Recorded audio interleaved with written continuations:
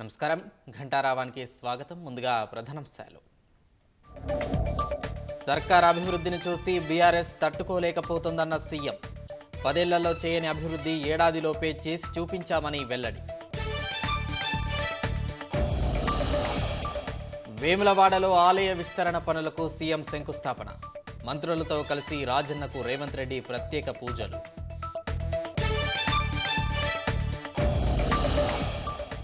కేసీఆర్ కల్పు మొక్క కాదు కల్పవృక్షమన్న హరీష్ రావు.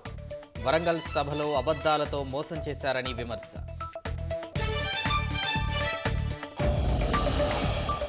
కాంగ్రెస్ పాలనలో రాష్ట్రం దివాలా తీసిందన్న మహేశ్వర్ రెడ్డి. హామీలు మరిచి సంబరాలు ఎందుకని ప్రశ్న.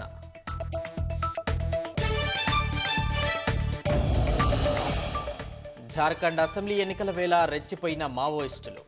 లతేహార్ జిల్లాలో 5 ట్రక్కులకు నిప్పు.